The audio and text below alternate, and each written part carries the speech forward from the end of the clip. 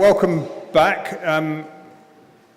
We're now moving into a consultation exercise looking at the climate change and energy security framework from the Council, which you will have all read as part of your homework and considered the 3 questions we were going to ask. Before I get to that, I did just want to mention one initiative which is emerging out of the partnership to pick up on the really good work that Jerome Thomas and others have been leading with the Energy Action Group from the partnership, which is to create a space in which we can bring together people with an energy interest across the city from all different sectors and really think about how to collaborate and develop new initiatives. It's being nominally called the Bristol Sustainable Energy Forum at the moment as an initiative of the partnership. And if people would be interested in being involved in a small group to help sort of shape how that develops, there is a form you can add your name and address to at the back on the Green Capital Partnership newsletter. It's not just going to be anyone who's put their name down from here. There's some other interests that we want to make sure are involved through the partnership as well. But if anyone's interested in being involved in shaping a new mechanism for bringing people together to talk about energy issues, stimulate initiative, collaborate on initiative, and provide some leadership around energy across the city, then please put your name down if you want to be involved in shaping that. But without any further ado, you can start walking now, Mark, because it's quite a long walk. I'm going to introduce, unfortunately, Alex Minshall couldn't be here today. He was due to be here, but got called away rather suddenly for a family reason. But we're very lucky instead to have someone who was going to be here anyway, Mark Leach, who's very familiar with this work as well. He's going to talk you through, give you the background to the framework and kick off the consultation exercise. So, Mark. Thank you, Simon. And thank you. Okay, so I think one of the first things to do when you talk about anything like this is to go back through history. So I think it's worth saying that this isn't the first climate strategy that the City Council has produced. The first one was in 2004, and at the time when we produced this, other councils were interested in what we were doing because we were one of the first to produce a climate strategy. And this was even before the Bristol Green Capital Partnership had formed. So that was pioneering work, and it was followed up by a number of iterations, as you can see here. And we're now looking at the latest iteration. Obviously, time moves fast, and there's a need for these frameworks to be current and to contain relevant information and to be updated regularly. And I think it's worth saying on the consultation, very briefly, that the other previous climate strategies haven't had a great deal of consultation. So this is a first. And this is such a fantastic opportunity that the partnership have afforded the council to talk to people like yourselves. And this isn't the only event, and I can talk more about that later if we have time. We are planning a number of different conversations, but I suspect this might be the most in-depth and richest conversation we have. So what would you expect a climate strategy to contain? Well, you'd obviously expect it to contain information like this, talking about where the city's carbon comes from, where it's generated, those proportions, the trajectories, our historical information and a baseline, and indeed it has all that. And a lot of you in the room are familiar with this data, I know. But it's there really as part of the first half of the framework document, which I know you've all read, to kind of set the background really and provide sort of evidence base and so forth. It also contains our future targets. And we thought 80% by 2050 was ambitious. And I think it's no secret that when the council first, this was unanimously voted in by all councillors of all parties. And when that happened, we weren't 100% sure how we were going to deliver it. And I think that's a defensible position because, you know, you've got to be ambitious as a city. So we now have these additional targets, which are interim targets, so that we can map our progress more accurately over a more regularly timescale. And we also have now a new goal, which has again been gone to the mayor and councillors from all parties, and that is carbon neutral by 2050. And that really came out of our presence at COP21, the climate talks, and other cities were signing up to this, and the mayor and others felt that this was important, that Bristol was there amongst the leaders in terms of targets. What you might not expect the framework to contain, and what other frameworks haven't contained, is a really good economic basis. And can anybody here not remember the Stern report and the hands up anyone who can't remember when the Stern report came out and the impact that made? Perhaps it's a bit unfair to ask for hands up because people are being... Okay, so a few. So this was big news because it was the first time that anyone, I think, anywhere in the world had done an economic analysis of the impacts of climate change and some of the solutions. And the UK was, occasionally it does, we were leading in this, and many other places have done Stern reports since. And then gradually people started to realise that Stern reports, economic analyses, were really important at a city level. I'm afraid that Bristol wasn't the first to do this, which is a bit embarrassing, isn't it? Because we like to think that we're the first at everything. But Leeds and Birmingham beat us to it. So we were the third city to do it, and we have that now. And the University of Bristol, in whose august halls we're sitting, were absolutely invaluable because they did that as their contribution to 2015, part of their contribution to 2015. They did the economic analysis because that was beyond the capacity, etc., of the council. So that was fantastic that we have that, and this is the sort of map curve. This is the sort of mapping costs, return on investment. It's a slide. You can't see the detail, but you have opportunity to see that. And what it basically shows is there's a lot of measures on the left-hand side there that are going to pay for themselves within a reasonable length of time. And that's really exciting news. The ones on the right-hand side won't pay for themselves. And if we're really clever, we will use some of the stuff on the left-hand side to get some of the stuff on the right-hand side done, but we don't exactly know how to do that yet. So it's exciting times, and that, when you look at it in more detail, you'll be able to see the different colours and oh no, let's come back here, and how that relates to the different areas, so domestic, industrial, commercial, and transport. And it's probably worth noting that transport is quite small there, but we don't have time to go into any more detail on that at the moment. But it's to flag up the evidence base for the strategy. So we've mapped now from a baseline what can we make the target in light of the cost-neutral measures. This, I have to add, is not the carbon-neutral target. It looks good. The dotted line is the cost-neutral measures, and if we adopt all the cost-neutral measures, then we can meet our target. And then the other half, so that's really what I've covered so far is the first half of the document, the framework document. And now we need to talk about the second half, which is where the actions lie. And we welcome comments today and at other events on all aspects of the report, but we anticipate that most people will be most interested in the actions and looking at those actions, and perhaps looking at some of the actions aren't there. You've seen the questions that Vicky and Simon, the partnership, have sent round. So really, I'm not going to go through the detail of those actions. What I'm going to do is flag up the different sort of categories and explain a bit why we've used this lead, enable, and explore framework.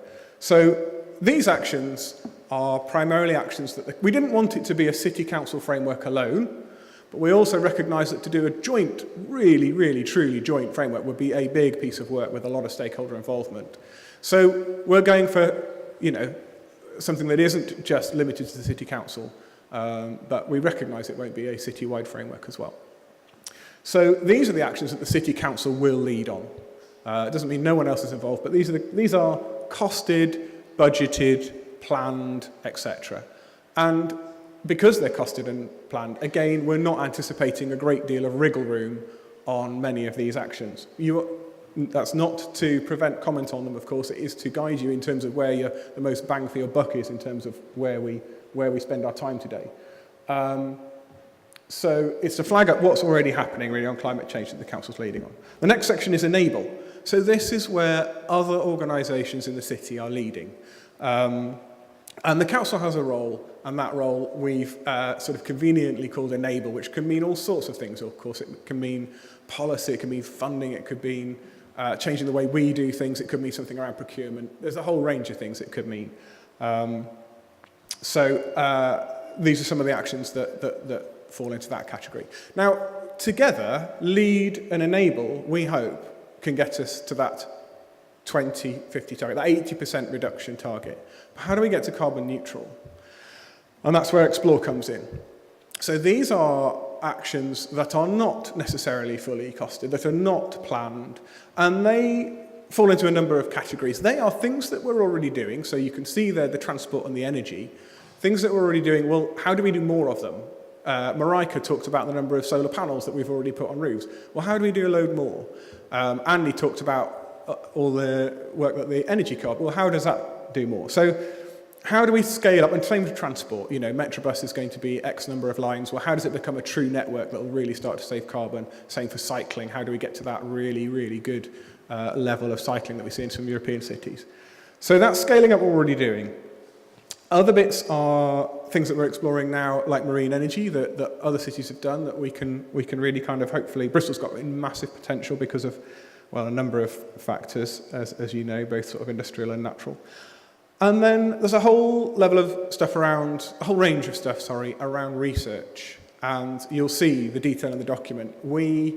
There's a well-proven track record that most of the stuff we're doing now was based on research we did, you know, not necessarily we as the council, but that was done sort of 5-10 years ago. So that path of research to action is well proven, and we can't, indeed it would be foolish to embark on some action without some good research. And then the last one is influencing central government policy. And then the final thing I want to say is that we want this framework to be a little bit different from a number of other strategies of this type. And we want, I think it's sort of fair to say that some climate change communication and work hasn't always talked to the whole city maybe, hasn't always, you know, there's various perceptions around climate change being, you know, the preserve of the middle class and the wealthy. And I've seen that in some of the feedback on the framework. But actually, we don't want it to be like that. We want a framework to be about solving social problems, about economic problems as well. And if it isn't, then let us know. And if you can think of ways that some of the actions that are there could be done differently that would give us more co-benefits, then let us know. So that's another area that we want to explore as well. So that's basically it. I've just got time, I think, to talk about the actual exercise that we're going to do now. So basically, we've got a number of tables, we've got a fantastic number of people, and we're going to spend, you've got the questions, and they are on the table in front of you, and on each table we're going to have, hopefully, a table host who can just help with those sorts of things, and particularly importantly, scribe. So somebody on the table, the most important thing about the next hour is that somebody on the table captures absolutely everything that's said, that's key. And we've provided on the table a recording sheets to make that easier and to sort of divide that into the questions and the different areas. They don't have to be slavishly filled in. You see we've put budget and KPIs for lots of actions. We won't know that detail, but that's what the report contains. So it's to kind of put it in that framework, today's most overused, my most overused word. We've also got a brief summary of the report in case anyone needs reminding what's in it. I wasn't going to print out the full reports. And as I say, on each table is a table host, and we've got the 3 questions that are there, and if we spend 20 minutes on each of those questions, as a rough guideline, if you're really into one question, you come back and spend more time on that. And at the end, we will take this data and we are going to use it and we will incorporate it wherever possible into the final version of the framework. It's really important to tell you why we're doing this and what we're going to do with the information in autumn when this goes back for formal adoption by the Mayor and the Council. Okay. Right. In a minute, I'm going to ask the sort of table host to stand up. But before I do, Simon, do you want to? Yes. Well, two things I'll just add to that. So first, we're going to have a little chance for asking questions of Mark on that broad thing, but also this is also an opportunity to really map out all the energy activity in the city and the plans right across the spectrum. So it may not all get in what is effectively a relatively high-level document. So don't assume that everything you write down will end up appearing in one of those lead, enable, embrace. No, it wasn't embrace, explore, isn't it? Maybe they should have embrace as well. But it will be a picture that the partnership can use to get that wider sense of what is going on across energy in the city, that the council and the wider sense of what Bristol is can understand and draw upon as it's developing its strategy and coordinating, collaborating, integrating action. So that's very important. But we have just got an opportunity for questions to Mark very quickly if you want. Okay, there we go. Wilf Brown, Chair of the Bristol Greenpeace Group. How public do you want this? How public do you want this consultation to be? I mean, I've looked on the website with despair. There's no rolling thunder review of going out to meetings in Hartcliffe, Redland, or whatever. So I'm suspicious about how public you want this to be, because we're a very select group here today. So. Great question, and thank you. And perhaps I should have covered that in what I said. So we want it to be public. You're right, this is a select group. I said this might be the richest conversation, but that's in terms of depth and knowledge. What it won't do is what you've said already. So we do have a plan for that. We have got the online survey, which is very accessible and we've had a great response to, but also it's important to recognise that an online survey does not capture everybody that we want to hear from in the city. I have started to make plans to go down and talk to neighbourhood partnerships and other groups. I am working with Vosca to look at a small sort of set of focus groups, bringing in the kind of the people who aren't here in the room today, or some of those people. So I think there's a range of plans there, and if there are specific things that we could do, funding and resources limited, then of course I'm happy to talk about that, because I'm really keen that this is kind of as inclusive as possible. Is there any prospect of extending the closure? No, there isn't, and the reason for that is because of the pre-election period. So we really are bound by time there. Just to add, I think there are a lot of organisations in the city who are working with organisations and communities right across the city. So however select this group might be, because it's an afternoon, mainly professional group, etc., doesn't mean that it's not representing the sorts of work that might need to go on in different communities around the city. There's some questions right at the back, just a couple of quick ones. I've lost my mic carrier. Mark Corbyn, Eunomia. I was, on reading the consultation, the very first question was, do you think the actions are going to enable us to meet our targets? And there was quite a clear picture from the mini Stern that there were lots of actions that we could do that might enable us to meet our targets. And there's a list of actions that the council is leading on and enabling, but there's not a very clear match between the two. So I'd like to get your perspective on whether you think the current actions that are being led on and potentially enabled are going to be enough to meet the targets that are being set out within this framework. So basically what's happened there is obviously that those actions have taken a long time to plan and to come to fruition. And that's why they're in that section. And then obviously the Stern report and the economic analysis has been done since that. So that will be part of going forward. And we need to, perhaps there is an argument that we should be looking at some of those actions that come out of the Stern report really well and putting them into Explore. I think there's a value to having what they call a hook in a document like that means we can go back to that in the future. Either you or the council as a whole have a view currently that the actions it's proposing will meet the targets or not? Oh, I see. Sorry. Because that's what you're asking us to It's no cop-out for a council officer to say they can't speak for the council. I think that's widely acknowledged. I mean, my guess is that it's not known, and that actually part of the, that undertaking wouldn't have been done if it was kind of totally unachievable. But it's going to be extremely difficult, and I think until we've done exercises like this and looked in more detail, I don't think we'll know 100%. If I can just comment very quickly, because it's very relevant to this consultation exercise here, which isn't that question. It's what else is going on in the city that isn't represented in there. Because I would interpret one of the opportunities, should we say, for the framework is to be enriched by being more recognising, more acknowledging of the range of activity that is already going on.